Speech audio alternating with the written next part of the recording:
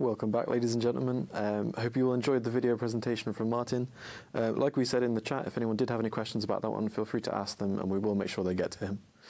But next up, we have a talk titled Game Changers or GG, Esports Graduates' Perspectives on Career Prospects and Industry Impact.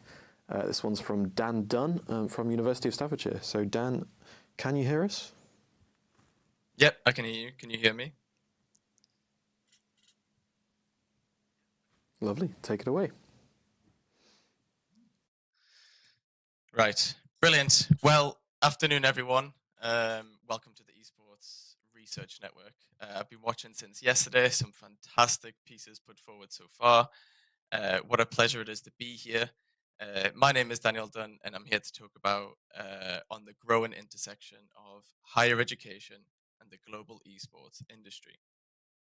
The title of my presentation is Game Changer or GG, Esports Graduates Perspectives of Career Prospects and Industry Impact. My socials are here if you want to connect, but don't worry, I've put them on the last slide as well. So just a little bit about myself. I'm an aspiring esports lecturer, graduated from the University of Staffordshire this year, currently studying for an MBA with the University of Staffs as well. I've been a gamer my whole life, started with World of Warcraft back in 2010, and I've gradually moved over to League of Legends. I've always wanted to be a teacher, originally an English teacher, a drama teacher, but it wasn't until I started applying for universities that I had that thought, go for something that you want to do, that you're interested in. And that's when I found esports, and I've never looked back since. Now, to address the question, here is the roadmap for our discussion over the next remaining time. We'll start by talking about the methodology and setting the scene with the research question, followed by a series of themes that we were able to take from the collected data. Next, the synthesis and theory, strategic and implications, and then finally wrapping up with the summary and a quick Q&A session at the end. So, let's get right into it. The esports ecosystem has transformed rapidly, evolving from a small-scale competition in the 1980s into a multi-billion-dollar global sector. By 2023, the industry valuation reached $1.38 billion, encompassing market sectors such as streaming, sponsorships, and event management. This financial surge has created a substantial demand for skilled professionals to occupy roles ranging from team management and content creation to broadcasting and event organization. Forecasts suggest continued exponential growth, with the numbers of esports users in the United States alone projected to exceed 65 million by 2028. In response to this, expanding markets, higher educational institutions across the UK and now the world, including Staffordshire, Falmouth, and Chichester, started introducing dedicated undergraduate degree programs. These programs promise to prepare students for the industry by imparting specialized and transferable skills. However, despite this academic proliferation, a significant empirical gap still persists. There is still a lack of clarity regarding the actual, attestable impact of these qualifications on graduates' professional trajectories. Existing research primarily captures the view of industry professionals or lecturers, often neglecting the lived, first-hand experiences of the alumni themselves. This disconnect, and certainly for all stakeholders, from curriculum developers to prospective students. The objectives are to examine graduate employability, perception, analyze the degree's acceleration potential, and identify areas for curricular improvement. The disparity between the industry's projected financial growth and the widespread uncertainty regarding stable graduate career paths highlight an underlying volatile in the employment market. While high revenue figures should correlate with career opportunities, the documented significant lack of clarity suggests that capital growth has not yet matured into predictable entry-level career structures. This structural immaturity justifies the necessity of qualitative research to explore the nuanced career realities faced by the first cohorts of graduates themselves. So, to explore these complex projections, the study adopted an interpretivist research philosophy. The, the approach is essential because it seeks to understand the subjective meanings and interpretations that individuals attribute to their education experiences, moving beyond rudimentary measures of employment rates to capture the underlying motivations and contextual factors that influence their views. The study employed a qualitative, observational, and exploratory design using semi structured interviews to gather detailed narratives. The sample size consisted of 5 graduates from the esports degree program at the University of Staffordshire. The collected data was analyzed using reflective thematic analysis, which allowed for 6 key themes to emerge directly from the participants' experiences. This ensured the findings were firmly grounded in lived realities. It is important to acknowledge that the utilization of interpretist qualitative methodology functions as an academic defense against external criticisms, such as the Mickey Mouse degree stigma. We are moving the conversation past simple employment rates and external critiques. Our study focuses on individual success, the graduate's perception, confidence, and versatile skills, showing the profound educational outcomes. So, the first theme. The first major finding highlights the critical role of practical experience in shaping graduate career paths. Participants overwhelmingly prioritize hands on involvement, such as event management, production skills, and student projects, as the most impactful form of learning, often valuing it above academic instruction itself. One participant articulated this experiential learning through an analogy, and I quote, "It's like learning to drive. A lot of people say you learn the theory and technique in your lessons, but you really learn to drive after you pass your test. It's the same with the esports degree." Unquote. This quote crystallizes the belief that theory provides the necessary framework, but true competence is developed only through direct, applied experience, especially in roles like vision mixing or graphic production, where practical expertise holds greater weight with employers. The university environment served as a crucial facilitator, providing the initial access to opportunities that became vital stepping stones towards professional experience. One graduate secured their full time role because the employer recognized and valued the work done on a major sim racing project. They completed it as part of their final year project. This demonstrated the tangible career benefits of practical output. This prioritization of practical learning confirms that the market demands immediate work readiness, which traditional theory heavy curricula often fails to deliver. It validating the move towards embedded project based learning in emerging media. Second theme, networking paradox. Networking emerged as an indispensable catalyst for career advancement, opening doors to job opportunities and collaborations alone. Success in leveraging these connections, however, was heavily dependent on the individual's personal agency. One graduate noted the necessity of individual initiation. Quote, "So it's definitely there. I just needed to take the opportunity myself." Unquote. This perspective aligns with the industry's inherently entrepreneurial nature, where professionals must often carve out their own roles. Crucially, the data also revealed significant situational barriers that impeded engagement. These included personal scheduling issues, such as conflicts with weekend work and financial or geographically constraints as well. One participant cited London's concentration of opportunities versus the high cost of travel and accommodation from other UK cities, which makes attending conferences and network events challenging for non London based students, especially since the students I did interview were all from the University of Staffordshire. The analysis suggests that structural barriers related to logistics and finance disproportionately affects graduate unemployability, regardless of individual skills or effort.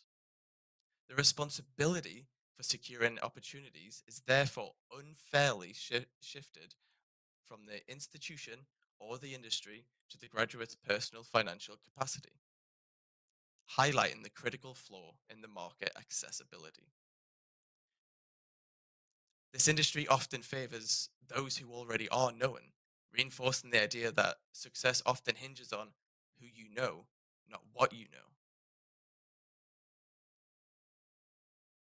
Thirdly, deconstructing stigma.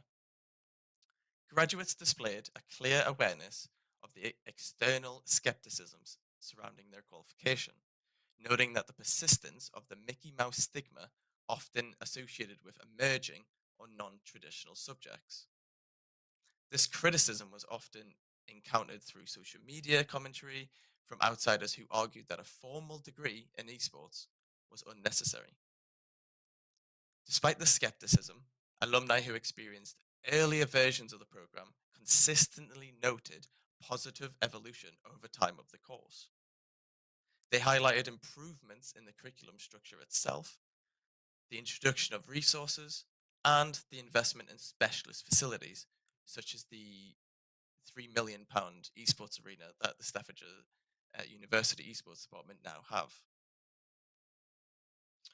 One participant emphasized the shift into institutional priorities, quoting, I think the way it's been restructured, I think it's fantastic.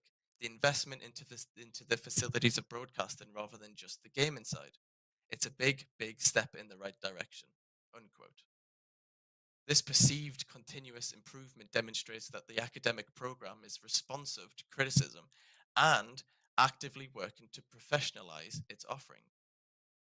By investing By investing in professional grade facilities, the university directly addresses the industry's demand for hard skills and specialized knowledge. For example, broadcasting, production, etc., etc. Thereby actively countering the generic nature that often fuels external skepticism and defending the degree's long term credibility. Theme number 4. A notable theme was the graduates' conscious awareness of the unsettledness and often unpredictable nature of career paths within the core esports industry. This market reality led many alumni, including myself, to reassess their initial ambitions, pivoting towards roles that offered greater stability and long-term security, frequently outside the competitive esports self itself. One graduate described this shift away from high-risk paths, quoting, my goals have definitely changed. I definitely changed my goals from looking at something that was an extremely high-risk role. Instead, I went for the safer option where I can set myself up for a long-time career. Examples of adjacent fields included becoming a college lecturer or an esports lecturer, or finding employment in the technology sector, such as cybersecurity. These are all real-world examples that I got from these alumni myself. These accounts frame the degree not as a direct pipeline to volatile Tier 1 competitive roles, but rather as a career fluctuation mitigation strategy. By providing exposure to the industry's harsh economic realities, including widespread layoffs, especially in the UK, and payment issues, the curriculum provided a realistic perspective. This self-directed pivot towards adjacent, stable roles demonstrates the effectiveness of the degree in producing adaptable professionals, a necessary outcome given the industry's structural immaturity and high barrier entry for many coveted positions likewise. Probably one of the most important key themes that we will pick out here, the development of versatile skill set was overwhelmingly identified as the degree's most single-handedly valuable outcome. Graduates acquired hands-on experience in areas such as project management, production, team collaboration, and technical proficiency, which allowed them to pivot confidently across diverse sectors. Participants strongly viewed these transferable skills as their safety net for long-term job security. One alumni connected connected this flexibility directly to job prospects. Quote, if you show that you've got transferable skills, I think you can still find a very, very good job, unquote. Another explained that having an array of skills meant that no matter what they did, they always had an option to do something else. They never felt lost. The degree's broad nature, encompassing media, business, analytics, and event management, was acknowledged as its strategic strength. Instead of being limited to niche esports functions, or instead of being too broad, too large, the comprehensive skill set, which includes admin skills, HR, civil service roles, empowers graduates to switch industries when market opportunities shift under their feet. This underpins high employment rates and enhancement career confidence. The finding affirms that the true value of the esports degree lies in its ability to cultivate versatile, broadly applicable professional expertise. This supports the foundational employability frameworks that many universities and employments have themselves. Okay, so while my core findings focused on the practical skills and the networking, there was a finding that I wasn't waiting for. And this was the constant underlining theme woven throughout the entire bit.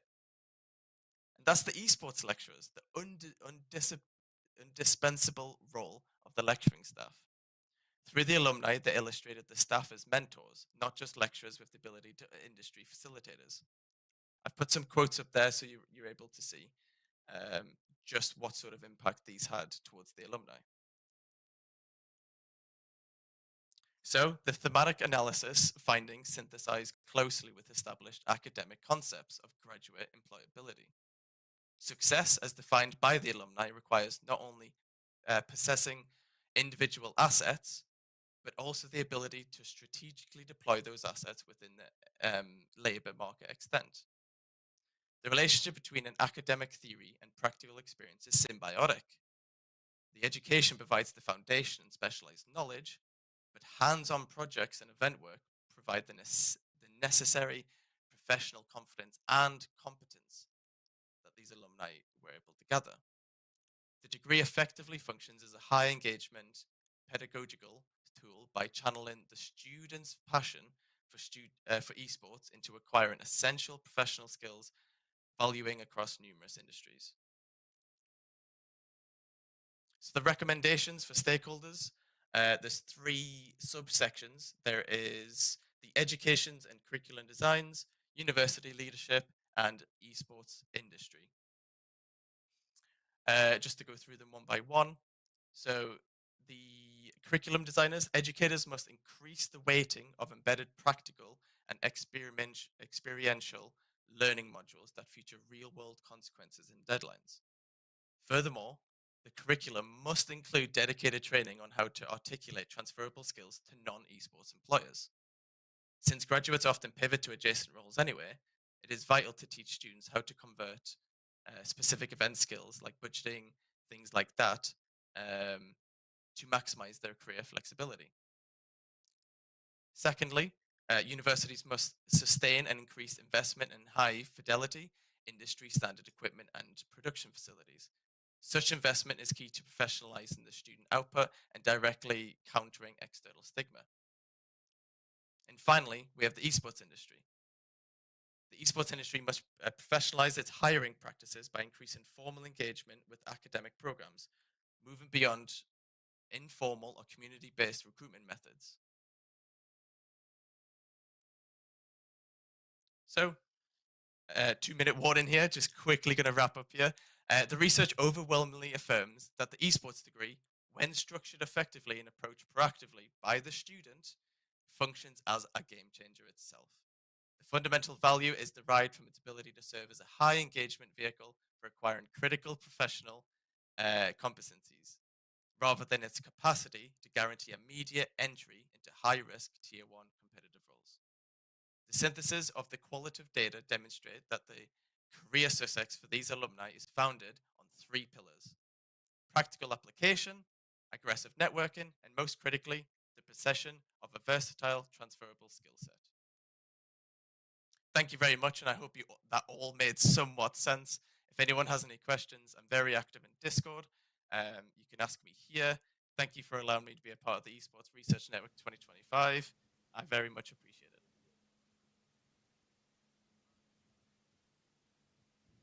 Thank you very much, Dan. As an esports academic, that's a really interesting perspective to hear, so thank you for presenting it. There were some issues with your microphone through that, so what we might do is get you to record that separately afterwards and distribute it on the ERNC network. However, we do have one of the questions from chat. From Apollo the Sunflower, the second theme identified structural barriers to networking, such as geographical and financial constraints, that unfairly burden the graduate. What is one specific actionable implication for universities to mitigate these barriers for future cohorts? So I think that's a great question.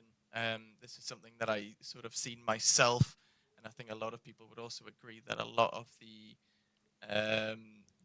geographical panels, all these research network things, are primarily located in London, certainly not within the Midlands. So I think it's up to the university itself to add either some sort of financial mitigation, either through some sort of subsidies through the university, or geographical mitigation with itself. I think we just need to sort of look at England as a whole and allow non-London based sort of organization and events to be able to sprout up, sort of giving people across the UK options and available to be able to speak to these people and be able to mingle amongst each other. I think not being able to be able to attend these events is crucial. It's detriment. So yeah, just some sort of mitigation would sort of put a factor in place, and that would be a start.